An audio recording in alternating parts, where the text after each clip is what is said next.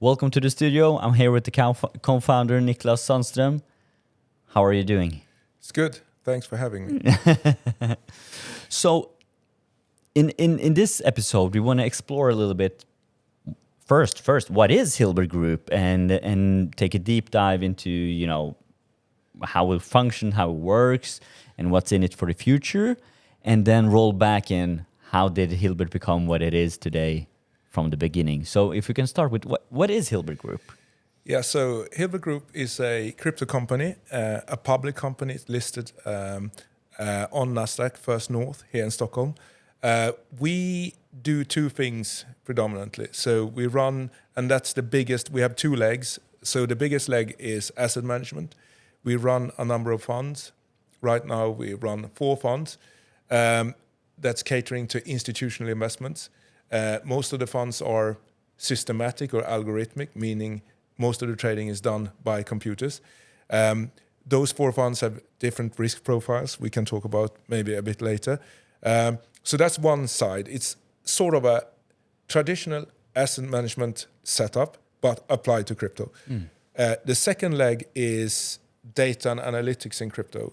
So we own a subsidiary to Hilbert Group called coin360.com. It sort of caters mostly to retail today, but we have some institutional customers, and it's all about data analytics in crypto. Yeah. Really, and maybe this also goes a little bit hand in hand with the algorithmic trading to get the data and everything, and then. Yes, that was the original idea. Okay, we're doing all of this analytical stuff on the hedge fund side. Why can't we package it and build a platform for data analytics? And that's why we bought a majority stake in Coin360 back in 2021. Very interesting. And if you can give me some numbers, how where does the revenue come from? How much in the asset under management? All this, the structure of the company, really. Yes. So currently today we are running. So there's been some recent press releases, but if we look at the funds that we have, we're running more than $350 million. Most of that in one fund, which is sort of the youngest fund. It's called the Sapo Byzantine Bitcoin Credit Fund. It's a very long name, but we are the investment manager for that fund, and that's basically a Bitcoin fund. So it's Bitcoin denominated.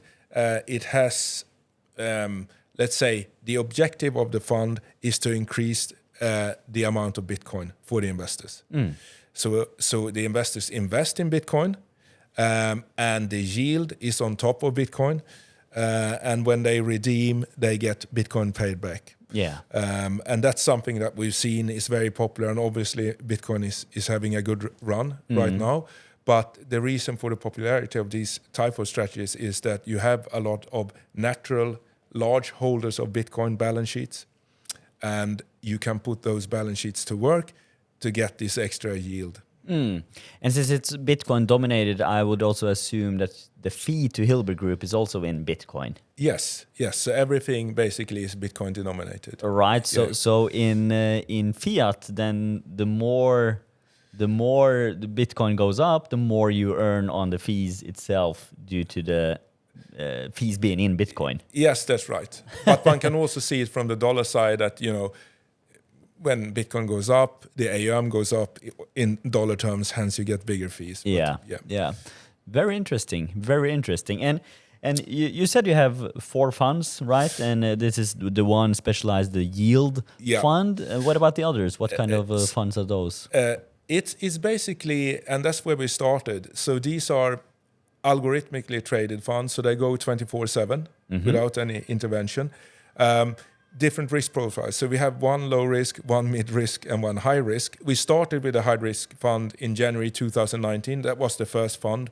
We started with $1 million, predominantly from friends and family. And that was it's still a fully invested in crypto. So it's long only, meaning it doesn't take any short positions, and it's always fully invested in the market. So it's a highly volatile fund, and it trades around, let's say between 60 and 100 different cryptocurrencies at any point in time. Yeah, that's so broad. It's sort of diversified. and that's for people who can stomach a lot of risk. But it's yeah. So it's basically, we might come back with that, with risk appetite and so on, but it's more of a high risk type of product. Then that was January 2019. As we progressed, there was a disastrous year of 2022, if people remember it. There were big collapses, right? It started with Terra Luna, $60 billion cryptocurrency that collapsed. That triggered a lot of other collapses, like Three Arrows Capital, which was the biggest hedge fund, crypto hedge fund at the time. Yeah. It collapsed. Celsius Bank, lots of depositors lost a lot of money, collapsed. And it sort of culminated in FTX exchange later that year's collapsing. So when all that happened, investors were very defensive. We see this in traditional finance as well. So people don't want high-risk products at that point in time. They want more market-neutral type of products. Yeah. People were content with earning maybe 10-ish% per annum. So we developed what we call Hilbert V1, which is sort of a market-neutral fund. Market-neutral in the sense that it's uncorrelated with the rest of the crypto market. Targets maybe 10-15% per annum. So like a pure alpha play here? Sort of. It's, I mean, it doesn't, more or less market neutral, low risk, lower drawdowns. And that was the kind of interest the market had back then, because everyone was so burnt by what is happening in all these collapses. But it's a natural cycle, and then now risk appetite is coming back. Now people want more directionality, i.e. they want some beta, they want to be partly long. And of course, Bitcoin is dominating. Everyone is looking at what is Bitcoin doing, what's my return in relation to Bitcoin.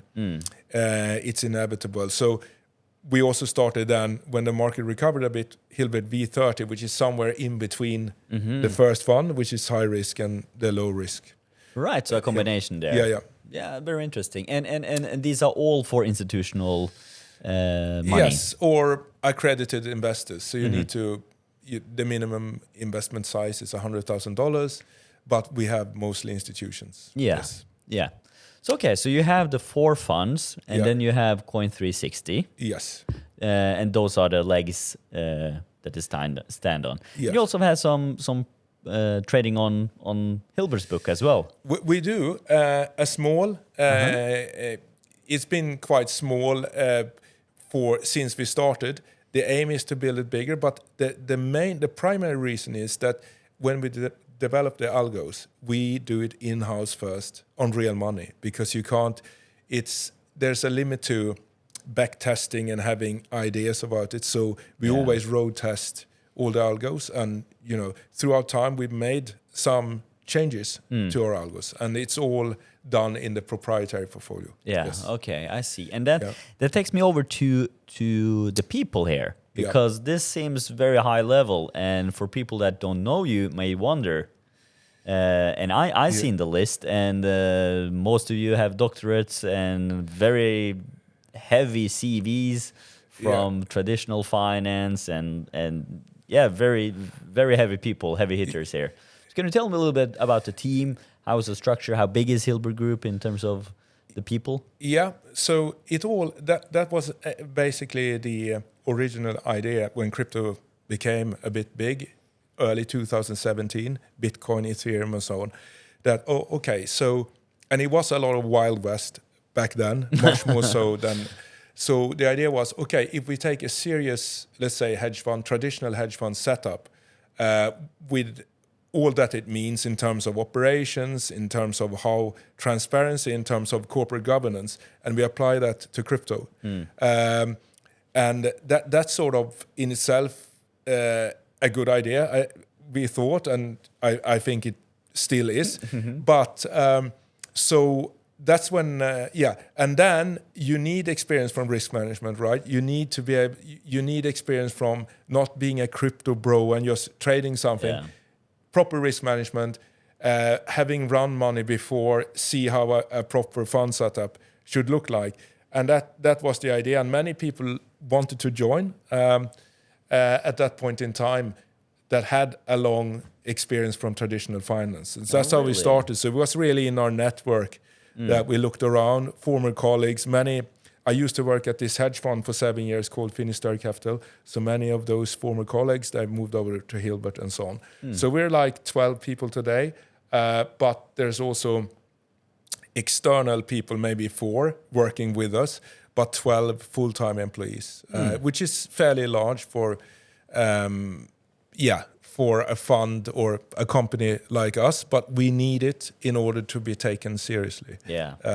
Basically, and now I think it's starting to pay off. Yeah, and you have operations in Sweden, London, and Malta, right? Yes, that's right. But we also have employees in Netherlands and in Switzerland as well. So you very cherry picked the best heads to gather the team here. Then. Yeah, it's. I mean, it's also partly because of COVID, maybe, but it started even before. It's easy. We can do everything we want to do online, basically. Yeah. Which gives people freedom to live where they want. But of course, I like to sit in an office, and Malta is like headquarters. That's the biggest office.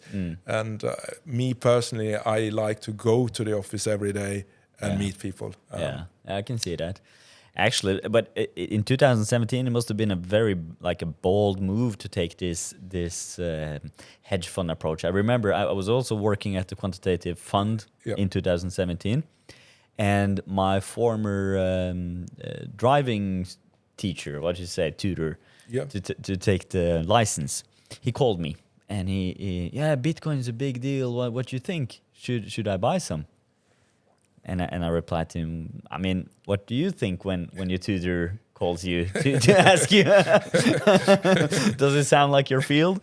So my initial response back then was really this lack of seriousness and this crypto bro approach, and lacked all the infrastructure and everything that is found in finance, right?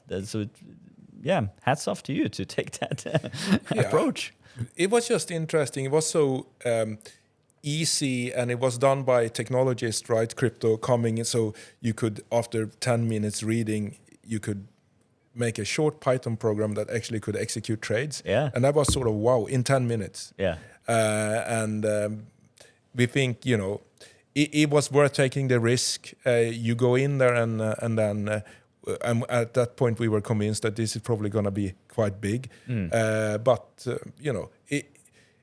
I think there's no harm in taking risk. If it doesn't work out, then you do something else. So we felt comfortable doing that at that time.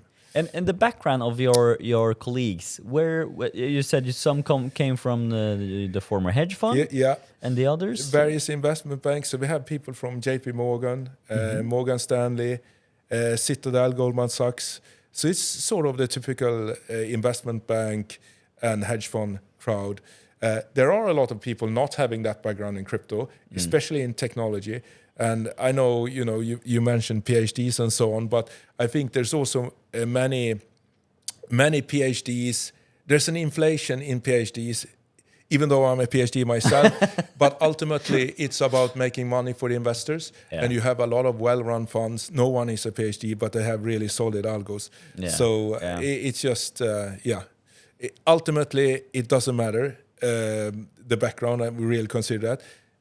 But it's all what kind of service and what kind of return do you give your investors? Well, to add to that,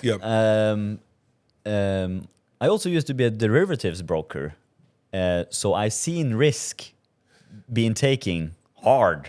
Yeah, and both from people with long experience and not, and I've seen even hedge funds blow up. Yes, under the COVID boom there, and this relation to risk really, and the mathematics behind it, especially when you go out on the risk curve there.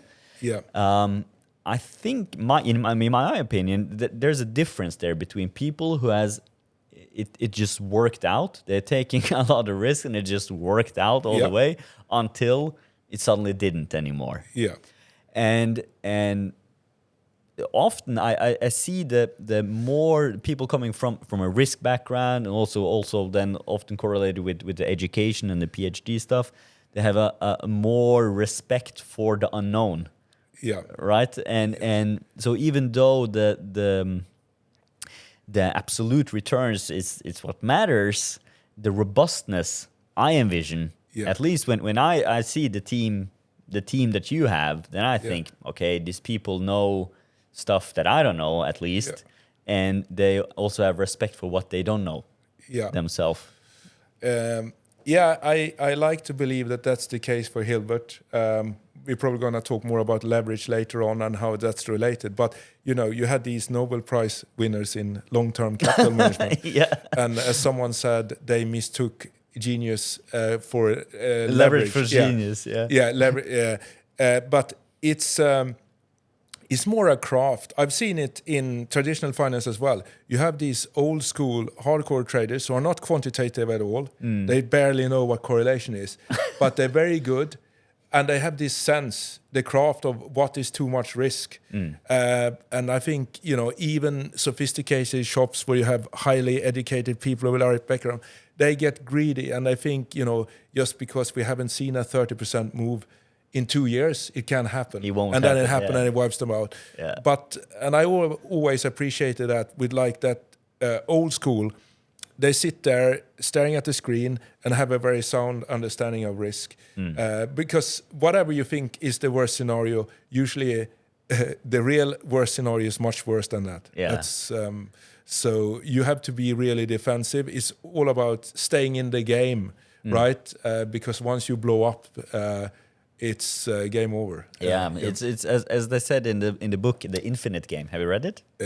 No. I can recommend it very much. Where it's game theory, and says in many games you can lose, right? And it's a football game. You know how to win. If you score more goals than the other within 90 minutes, you won. But in business, it's very hard to determine who won. Right.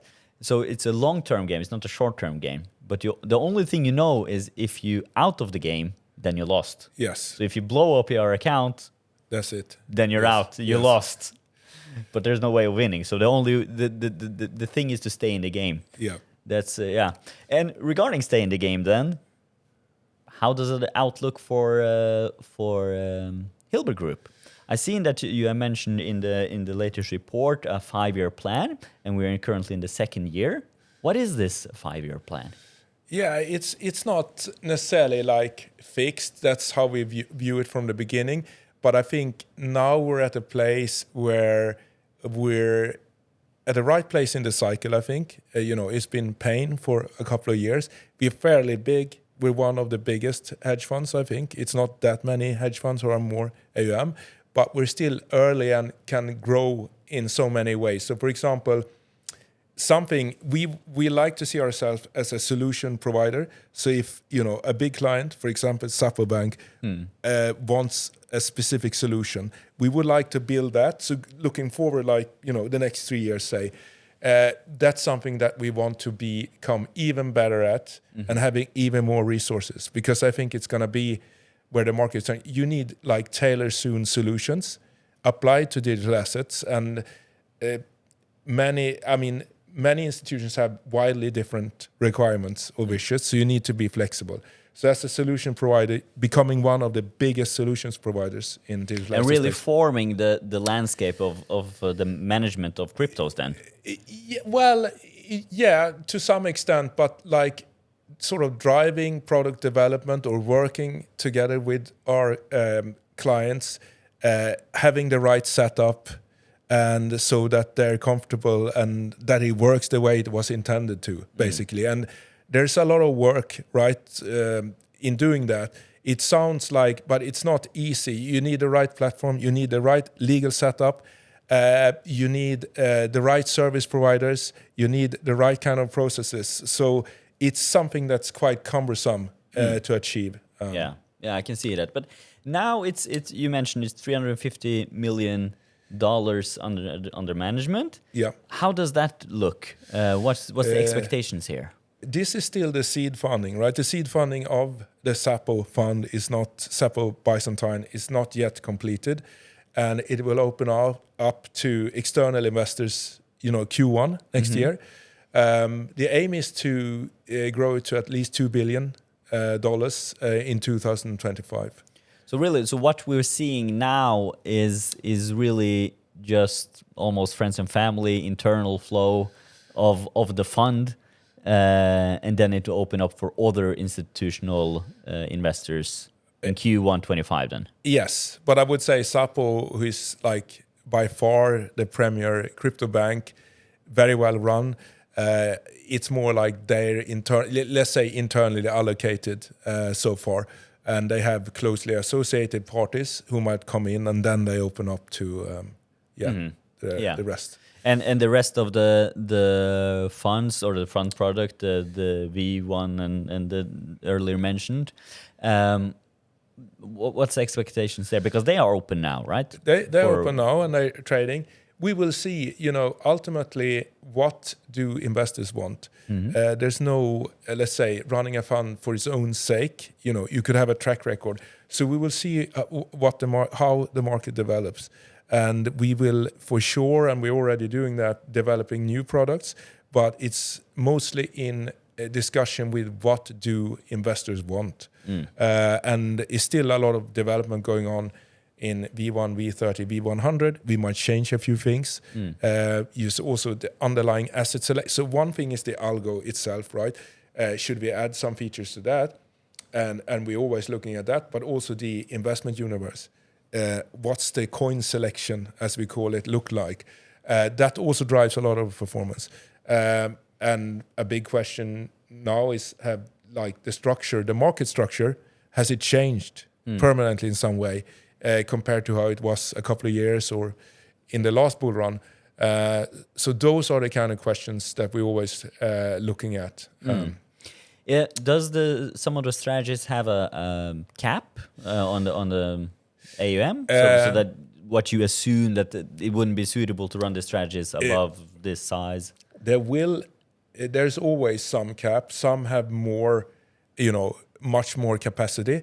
But we're not anywhere near the capacity constraints in any of them. And we think all of them could easily run over $100 million. Like if we're talking about the first three funds that are purely algorithmically traded. Yeah. Also in a market like this, liquidity is much easier now. So you can run much more now than you can in a very poor market, right? So it has to do with where you are in the cycle as well. But we constructed, and that's why we're running between 60 and 100 different cryptocurrencies, because if you do that, you have much higher capacity and it's more diversified. Absolutely. Well, we talked a lot about the management side, but what about the other leg, the Coin 360? How is the outlook for that? How does the future look for the whole retail data provider? So I just can maybe recap before we jump into Coin 360, just to make it clear. Like on the asset management side, then the revenue, the income is based on charging investors for fees. So typically you have a management fee and you have a performance fee, and you charge that on the AUM that you're running. So it's a traditional fund, let's say, business model that we run on the asset management side. Traditional hedge fund model, or just, really. hedge fund model, since it's performance fee in there. But on the Coin 360 side, up to this point, it's been all revenue, like advertising revenue. Okay. It was like that when we bought it, and it's been sort of underdeveloped. But this year we spent a lot of resources, and that's why we're launching a new revamped website in the mid-December. So it's just 1 week change left. And so it's been advertising revenue up to that point. And we have right now, it's somewhat correlated with crypto market. We have 8 million visits per month. So it's a fairly big platform. Wow. Yeah, that's a lot. So we're going to add a lot of functionality in the upgrade now. And then we're going to introduce the subscription service, which you can get, you get more advanced tools if you have a more high-grade subscription, but we have a basic, we have a pro and an institutional. And the plan is basically now, increasing that toolbox with tools that are beneficial to everything from retail to institutions. It could be analyzing your portfolio. It could be just connecting your wallet, like Web3. You connect your DeFi wallet, and it calculates the P&L for you. You will be able to do back testing. There will be coin analysis. And again, we recently announced the acquisition of Liberty Road Capital, this Monaco-based asset manager. And they've been AI trading for several years. And they have a very powerful AI engine in terms of trading signals, in terms of, basically even dictating some of the execution and so on. And that is very suitable also for Coin360. So there's a big overlap. And that was part of the reason why we thought that, okay, Liberty Road is a really good buy. So we are working on integrating that AI analysis engine, if you will, into Coin360 and offer it to retail. So you're really creating a must-have tool for the crypto investors and traders out there. Yeah, I mean, that's the aim. And I think the combo of a long asset management experience with AI, and I think everyone would have to do something with AI the way it's going. But the good thing is that Liberty Road have used it, right? Live trading lots. They come with $110 million of assets under management. So they used it in a serious context. They know it works, right? That's where they've been generating their income from. And hence, we feel confident that, okay, this has really been road tested, and now we're going to apply some of those AI capabilities to Coin360. Very interesting. But in a world where there's a lot of, in the crypto space, there's a lot of open source and open stuff, that's the whole thing. How do you think the market will react to a subscription model here? I think I think it will be fine. It will be a gradual ramp up of, let's say the toolbox we offer. We're also gonna invite the community. So I think June is offering that, so the community can build tools. They can build or contribute with content and get rewarded for it. I think it's natural. If you look at the peers, like the big ones that are maybe not as sophisticated, but they are really market leaders in terms of number of users, CoinMarketCap, CoinGecko, and so on. You have X million visits per month. You can convert X% of these to subscribers, and then you get a more steady revenue. So we're going to have that. But you can use it for free as well. But I think a lot of people still like the revenue model, like the subscription model. You get access to this range of tools. You pay once, every month or once a year, and then you just use it. We still see that as, many people would like to participate in that. That's what we think. Does Coin360 also have a social part, or is it only the data? We've been discussing it, but we'll start with data. It's easy to, it's natural, I should say, that it comes into the social, people commenting about trades, having trading ideas. It's a very interesting thing for many people to do. Yeah. But in this first upgrade, it's going to be more focusing on the data and analytics. I see. Very interesting. Very interesting. And how big of Coin360 is yours? You said you bought a majority stake? 60%. 60%. And the other 40% is owned by, a prominent figure in crypto space that actually owns Cointelegraph, associated with Cita.com, Scalable Solutions, Quantum Brains, bQuant. It's a very big player and been very helpful. And there's a lot of resources on that side in terms of, Cointelegraph being a media company and a lot of technological resources. So, but Hilbert Group owns 60% and they own 40%. And how much revenue does Coin360 generate? It's been, bar the development costs that we've been sort of footing for now this year, it's been self-funded since the outset. Oh. It's advertising revenue, right? And it's been, cash flow neutral, which is good. But during the bear market, we brought it down to minimum functions. There, and now we've seen that the time is right. And like 1 year ago, we started to let's boost this.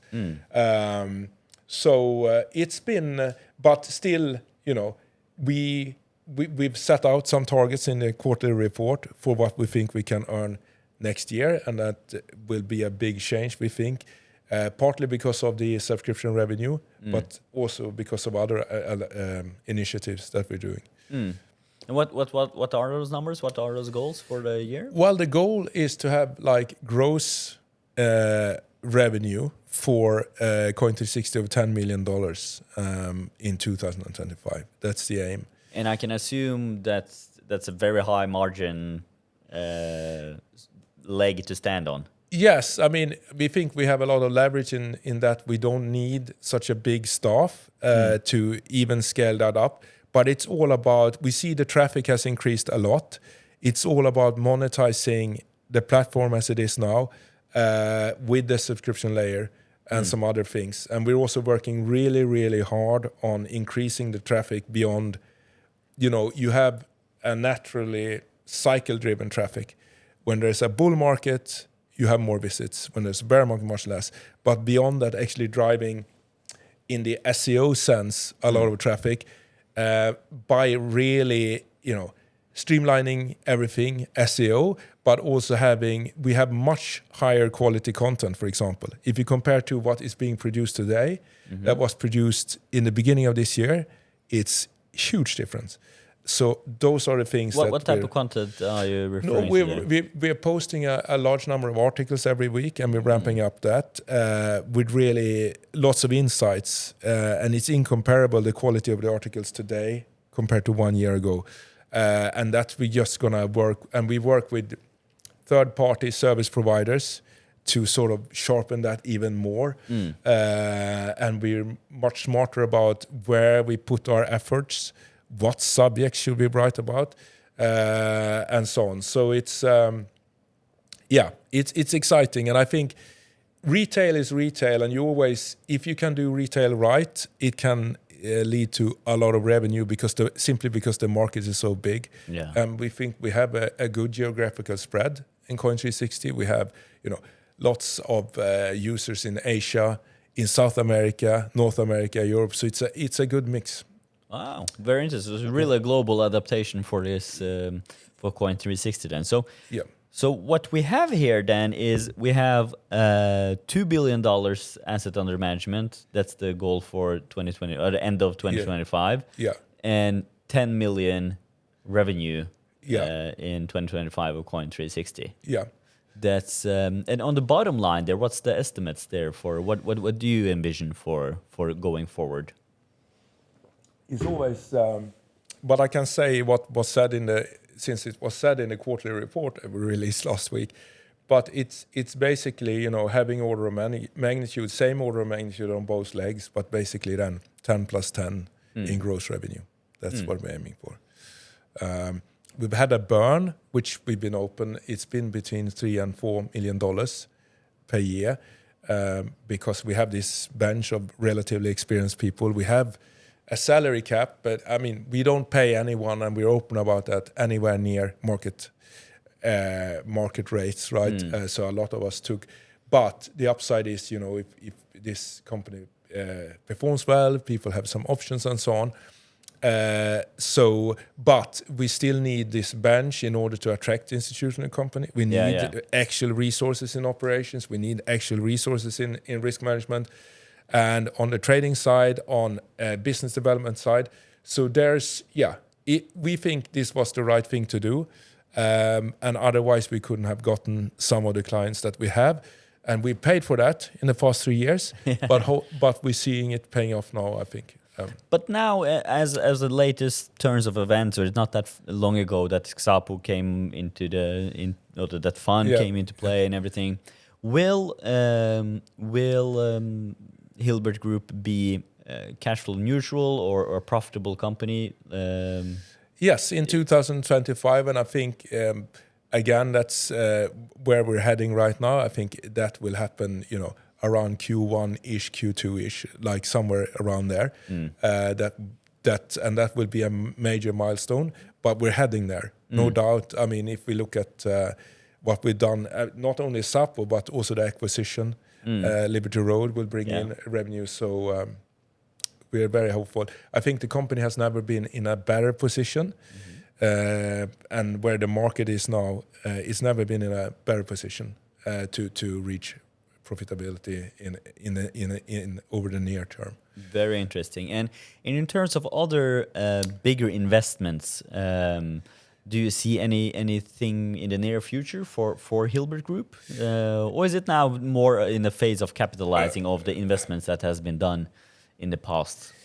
We will always look at M&A, but like in the case of Liberty Road, but the specific structure of M&As where it's ideally you don't pay much upfront. They have to earn it out, so to speak. But that's something that's really interesting, and we've been approached by a lot of companies. We have the platform, I think, today to actually, it's a win-win. People have good strategies. They might have some AUM. They're brought under the Hilbert flag. That's something that we're going to look at. But we're not looking to make, let's say, cash investments, I would say, in the near term. It's more like doing equity-only deals in an M&A context. Yeah, I see. Okay, so we see a little bit where Hilbert is today. We know a little bit where we're gonna go in the near future. So that begs the question: how did we get here? How did it start? Was the company built up? You were there all along. Yeah. What have you done?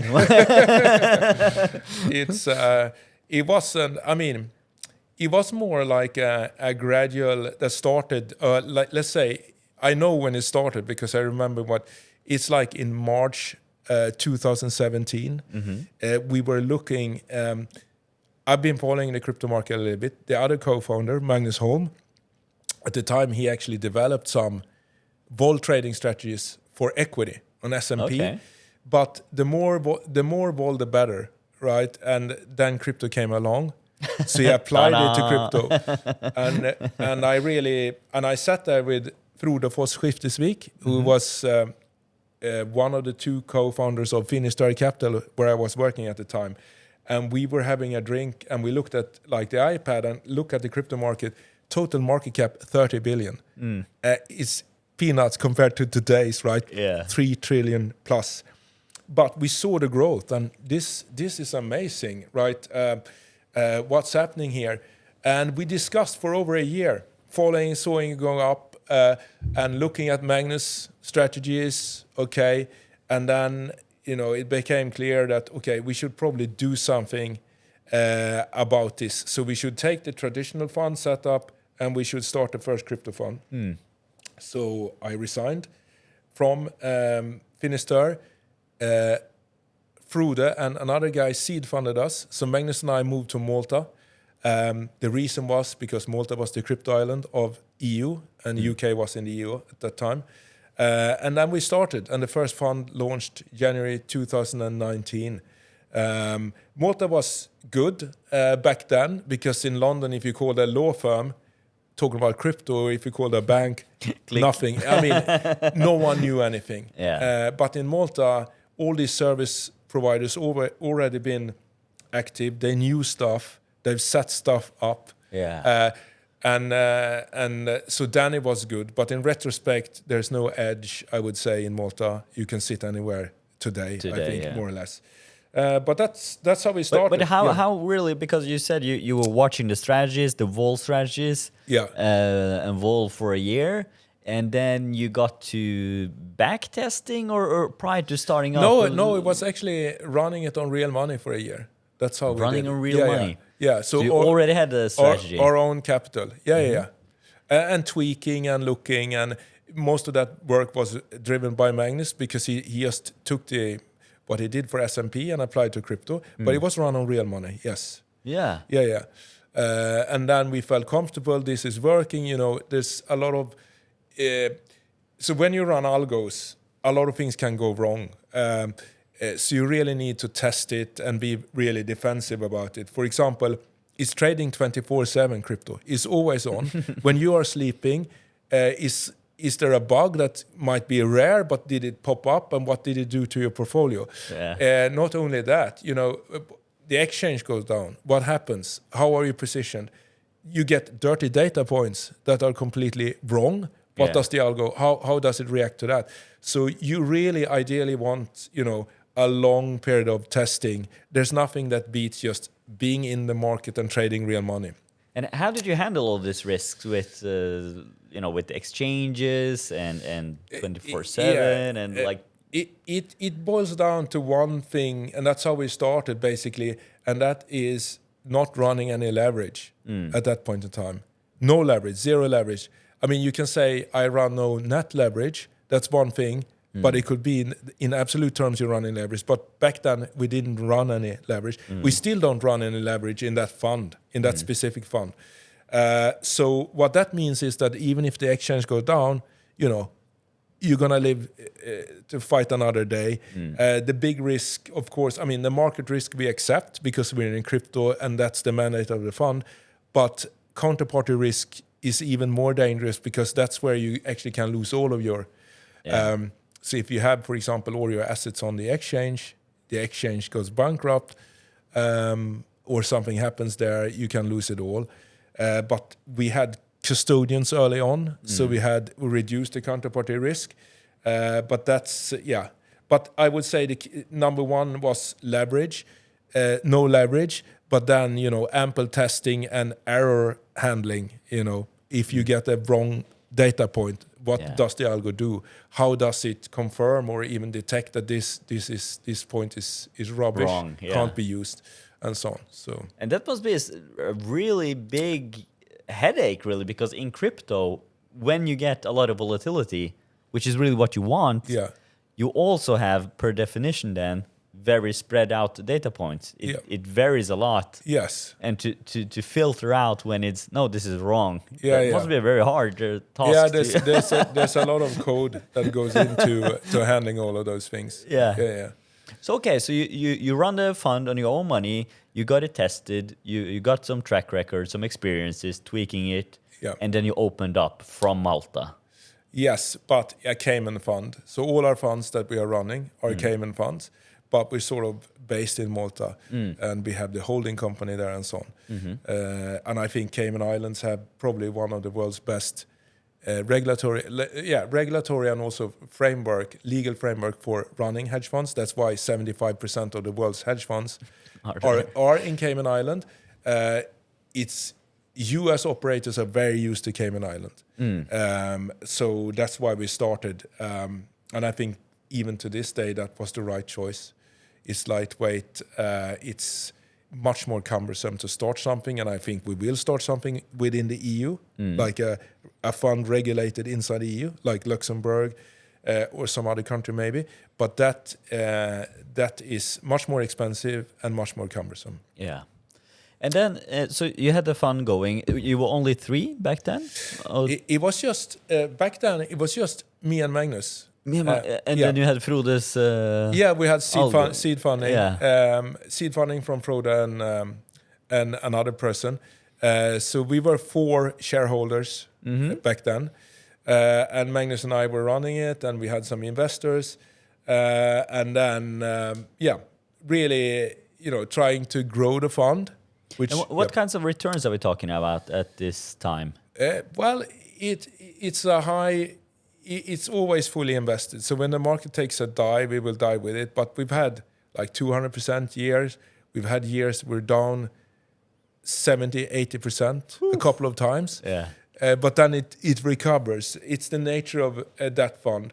And also nature of crypto, really. So it's nature of crypto, yes. But you can run less risky funds. But we wanted to run this type of fund in the beginning. And I think a lot of people, it depends how you want to allocate, right? So if people have a portfolio, they have traditional assets, and I want a small allocation to crypto. My view is that, okay, then you should go for a high risk. What you're doing in crypto should be high risk because you have only 5% of your total portfolio in crypto. But there are others who have the view that, okay, we're doing this, but the crypto allocation itself should be medium risk or low risk. So there's different how you want to apply it, but that was high risk. And we tried to develop that, and we noticed, it's a fund that is very popular when things are going like in a bull cycle because it's long only. But then the market dipped, harder to market a fund like that in that environment. So then we were thinking about other products. Around there, we listed, right? Slightly before that, we listed on Nasdaq First North and became a public company. Basically, we felt, okay, it would be good. It would help the hedge fund business to be Nasdaq listed, more transparency, more governance. We also raised money, right, to fund the expansion. And then we started another 2 funds after that. And we bought Coin360 and so on. Yeah, really. Yeah, exactly. And how did you go about to reach out to the investors? I know you came from the hedge fund world, so maybe had some knowledge on how to go about, but it has been quite a run here. Yeah, we knew, but it's hard, and that's, if you're talking about barriers of entry or barriers to entry, it's one of the things. How do you distribute? Which is very hard. It's not easy. The competition is fierce. But we knew, how, in principle, how to do it, but apply to a new asset class. You need to find what institutions are willing to allocate to crypto. But usually it's a long process. It's about the relationship. Some of the investors that eventually came in, we talked to for over 1 year. So you have meetings, you keep them updated, you keep them engaged, and at some point they decide to allocate. So it is really a hard work, and that's where a lot of smaller funds fail or where they struggle, because you really need to be able to distribute and have the business development and the credibility to do it. That comes back again to the background, right? That you need to be credible, they need to feel safe, and you need to find the right people, and you need to frame it in the right way. So there's many things that goes into that, and I think that's one of the hardest aspects of running a fund business is actually to being able to source enough AUM. That's the biggest challenge. What about the internal systems? I can imagine you have a lot of internal systems, and since everything is data-based, and it's how was the development of that? Did you bring a lot of with you, with the usual that you were familiar with, or did you have to make everything on your own? Or? We started, it's a combination. So all the trading logic, or that, it's proprietary. That's sort of part of our IP. Crypto has decent setup with APIs and so on, but there's a lot of coding going in from our side. There are a lot of service providers today that offers, to do a large part of that or all of it. But we don't use them because we have a proprietary system.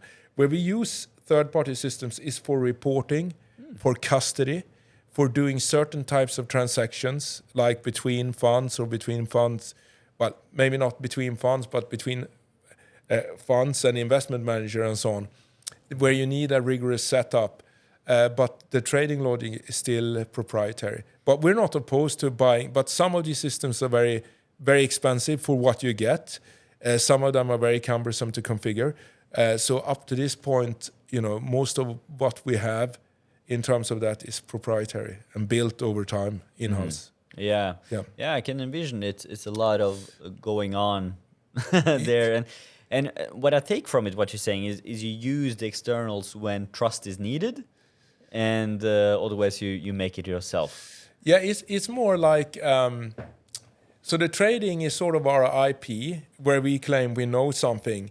But for example, many institutional investors would like, so let's take a key component for a serious fund business, which is the fund administrator. A fund administrator calculates the holdings, the value of the fund essentially, on some frequency. Usually every month, could be a daily. If you have a daily fund, they calculate every day. And the reason institutional investors would like you to have a fund administrator is because they want an independent third party that are valuing your assets. Because in history there's been hedge funders that's been marking them to fantasy, hiding P&L, whatever. So that's one thing that just increases the transparency. They also feel comforted if you have a custodian. You're not like it's a third party who might be insured or have some other a third party that takes responsibility for that the assets are securely stored.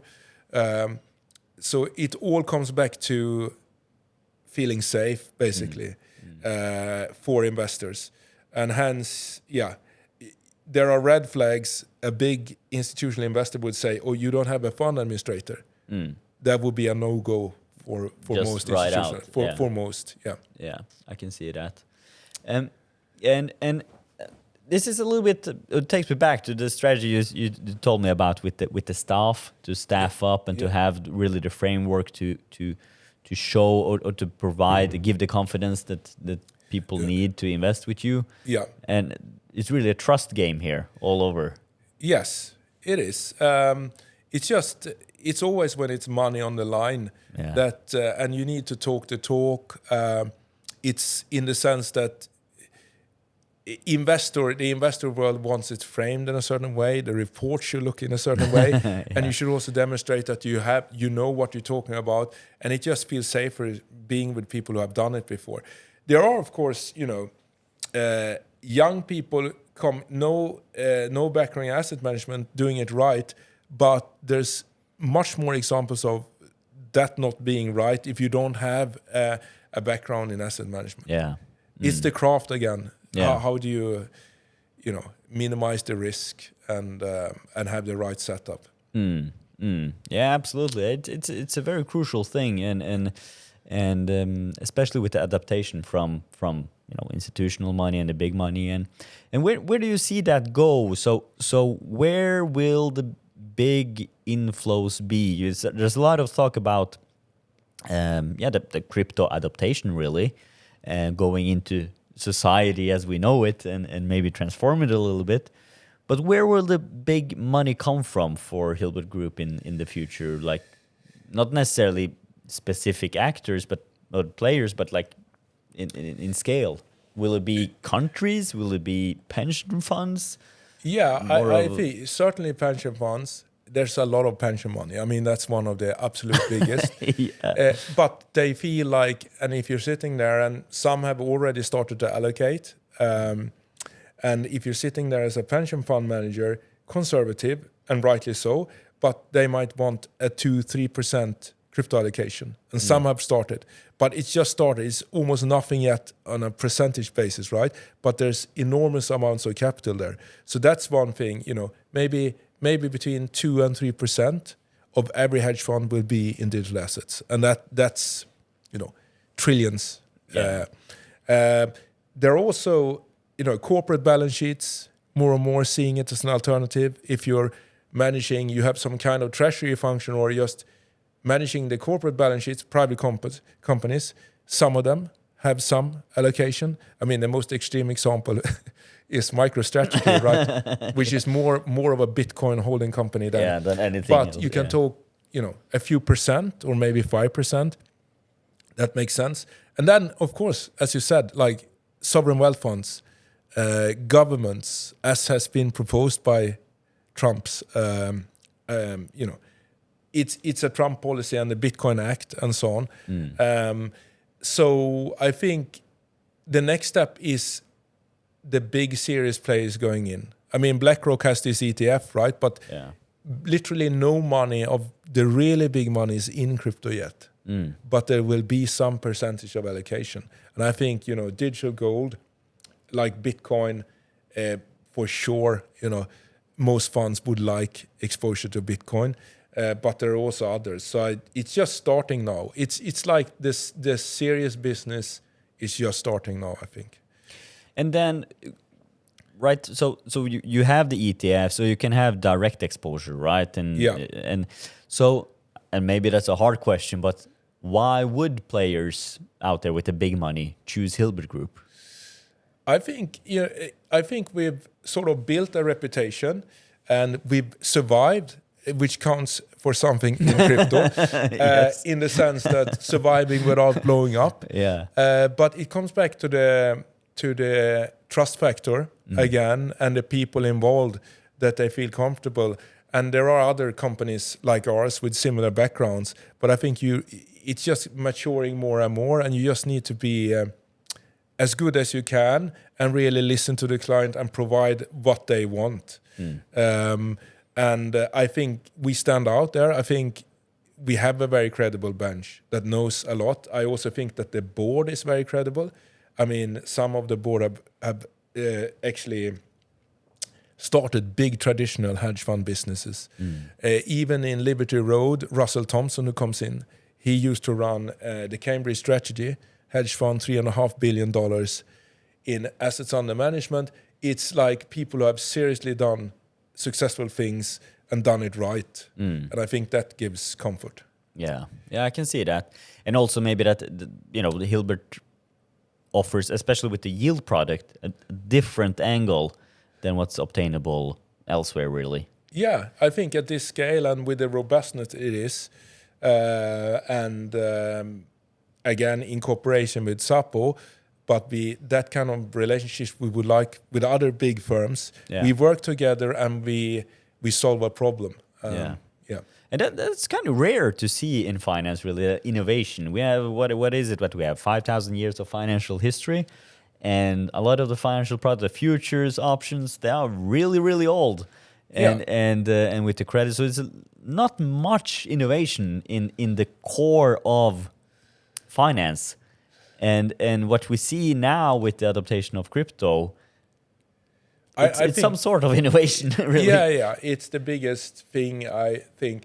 You can talk about crypto and blockchain without going into, let's say, the investment part of it. If you look at the administration muscles of smart contract and blockchain, regardless of like having just the bookkeeping, it's already revolutionizing. And, running exchanges, taking away back office functions because it will be handled by smart contracts, the auditing capabilities, when everything is just on the ledger, the settlement time going down to zero, basically. All that is happening. And the rails of the future financial system will be in this type of technology. Regardless of, let's say, cryptocurrency speculation or investments, the technology is super strong. And that's here to stay for sure. We had a talk with my podcast co-host, Beko, the other day about how can really, what could a future look like, right? Because one argument is that Visa payments, and it works, right? We as a consumer of the product, you don't suffer. It's not like it could have been faster. It's some bank transfers, yes, but like the payment solutions, they are solid, really. Yeah. And I could see a vision or a future to countersteer that the innovation doesn't come to replace what's already working, but to add something to it. And what if, and I don't know, but what if we go into a future where a lot of the companies have their own tokens, and it's really just a change of tokens. So you do a work, you get a token as a salary, and you change it for somebody else, right? That's back to the core of what money is, an exchange tool, right?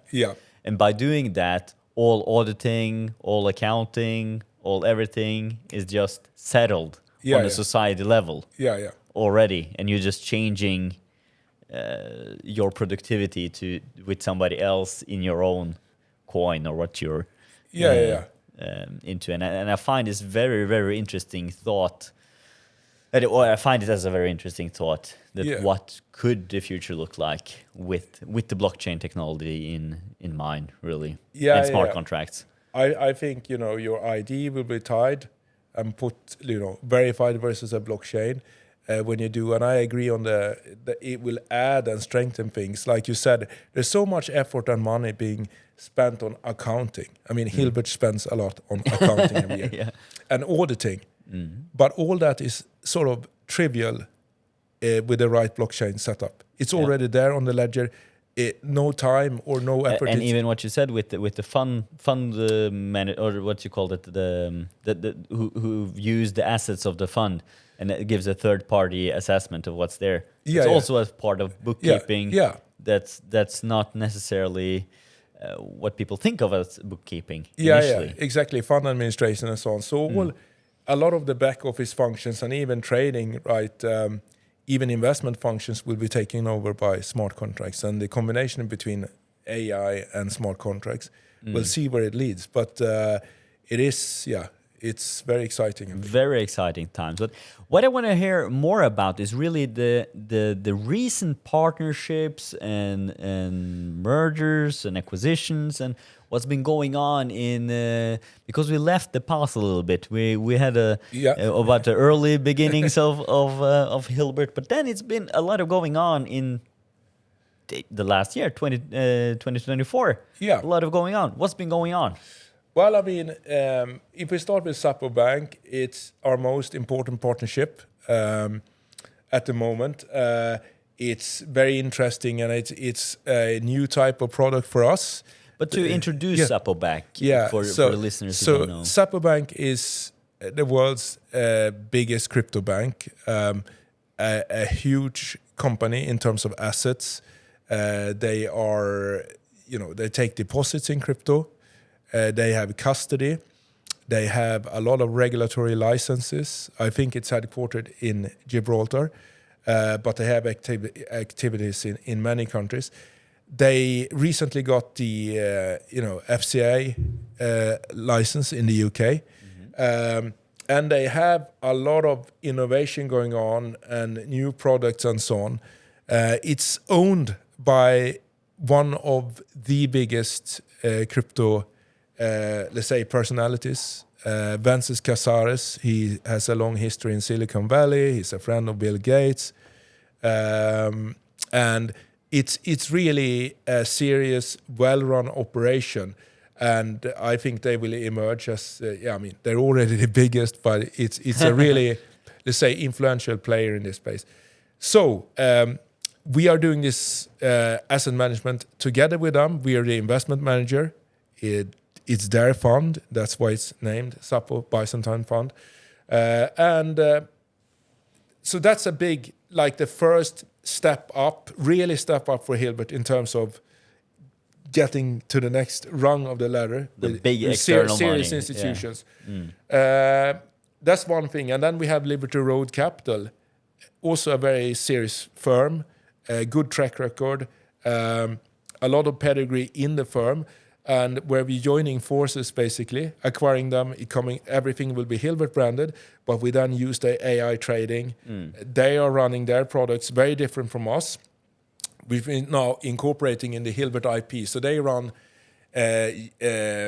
yield-enhancing strategies, also Bitcoin denominated or ETH denominated, more low risk, more like 10-ish, 15%-ish per annum. They use derivatives, solely derivatives. And that's not something we do to that extent. So that's interesting for us as well. So it's just, the evolution of the firm. I think those are the two biggest things last year, but it's just starting now, and we will do more of that. We want more big relationships like Sapo with other players and so on. It's very interesting, and there's also been some changes in the management going forward. Yes. Can you tell me a little bit about that? Yes. So I'm going to quit as CEO of Hilbert Group, and the Chief Investment Officer of Hilbert Capital, so the asset management branch, Barnali Biswal, she will be Group CEO come 1st January 2025. She has a long background in traditional finance. She was, amongst other things, she was managing director at Goldman Sachs, running their high yield credit trading desk. She was there 14 years. She is, I think, and many in the company, including the entire board, think she will be a great CEO. She's also extremely well connected. She's based in London. That's an advantage. So she will handle the day-to-day business. And I will focus more on M&A, Coin 360, also marketing of Hilbert, because Hilbert is not yet well known. It's a little bit known in Norway, more so than in Sweden. And we're going to work hard to make it more well known here. So I'm going to focus on those things. So you're not quitting Hilbert? No, I'm going to You work just as hard. Change off the roles. Change, and I'm going to take a board seat before year end. And then just continue to build as usual. And I'm working closely with Van Ali and others in the firm, basically. Very exciting times for Hilbert Group. Absolutely, it's been a pleasure to hear the story and going forward. And really to summarize here, we have crypto asset management. That's one leg. You have the Coin 360. Yep. And the Coin 360 will be relaunched now. That's right. And estimated $10 million revenue. That's target for 2025. Target. Yes. Target, and $2 billion under. At least in AUM for the asset management. In 2025. Yep. And back to that 5-year plan. How does it look after 2025? After 5 years or after 2025? Okay, after 25. So after year 3. I mean, it's hard. So much will change this year, also because of the regulatory. We'll see, but as was mentioned before, I think US is going to be very important. There's every signal in terms of the choice of SEC boss, in terms of who is supporting crypto, that we get a decent regulatory framework. Then I think, beyond that, it's gonna merge more to mature into traditional finance. So the one part for Hilbert would be that we become a really big asset manager, possibly also doing traditional, running traditional funds, but really big in digital asset management and running a lot of funds. You have like companies in Sweden like Brummer Partners, or you run a big multi-strat fund and you have like many funds underneath.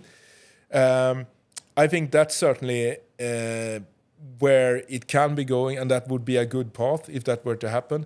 And I think, the regulatory development is key here, but I think it's coming now finally, so that we can open up to a broader range, pension funds and so on.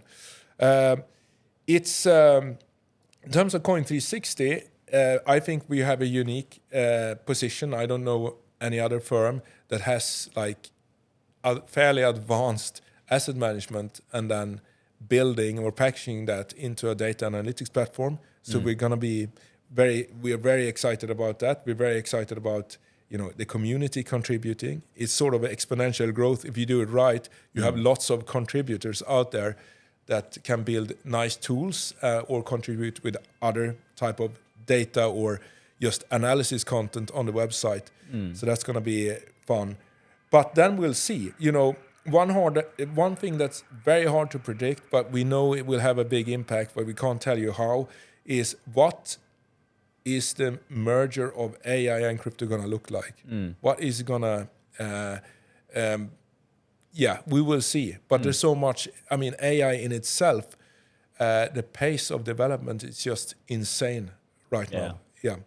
But it's exciting. And I think it feels like we're in a good field for the future, I think. Well, thank you so much for the information. Thank you. And we will talk a lot more and go through a lot more topics in coming episodes. And the content will be found on your pages and on the podcast at Case pages. And until next time. Right. Thanks for having me.